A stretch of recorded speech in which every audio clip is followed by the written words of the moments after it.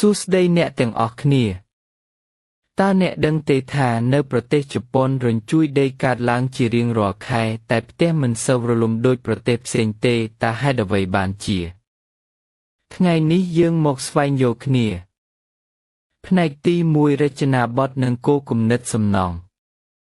នៅជប៉ុនពួកគេចាប់ផ្ដើមគិតពីរញ្ជួយដីតាំងពីដំណាក់កាលសង់គម្រោងផ្ទះជាច្រើនត្រូវបានរចនាឲ្យមានស៊ុមដែកឬស៊ុមបេតុងពិសេសដែលអាចបត់បែនបាននៅពេលដីញ័រគេហៅវាថា The Flexible Structure ដែលមានន័យថាផ្ទះអាចរុញតិចបានដោយមិនបាក់បែកផ្នែកទី2បច្ចេកវិទ្យាបន្ថែម Technology ជប៉ុនប្រើបច្ចេកវិទ្យា Base Isolation System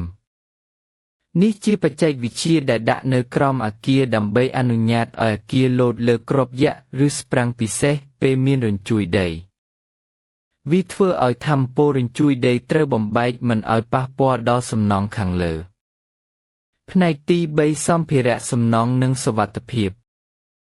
សម្ភារៈសំណង់គឺស្រាលប៉ុន្តែរឹងមាំដូចជាថ្នាំបេតុងពិសេសឬដែកអ៊ីនុយមីញ៉ូម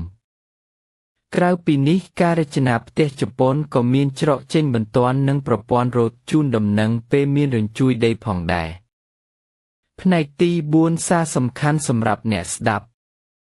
បើប្រទេសផ្សេងយើងអាចយកគំរូនេះមកប្រើនោះអាចជួយកាត់បន្ថយការបាត់បង់ជីវិតនិងទ្រព្យសម្បត្តិបានយ៉ាងច្រើនជប៉ុនបានបង្ហាញឲ្យឃើញថាបច្ចេកវិទ្យានិងការត្រៀមខ្លួនល្អអាចជួយសង្គ្រោះមនុស្សពេលមានគ្រោះធម្មជាតិបើអ្នកចូលចិត្តវីដេអូបែបនេះសូមចុច like និង subscribe ដើម្បីមិនឲ្យភ្លេចវីដេអូថ្មីអំពីជីវិតនិងបច្ចេកវិទ្យានៅប្រទេសជប៉ុនអរគុណច្រើនសម្រាប់ការទស្សនា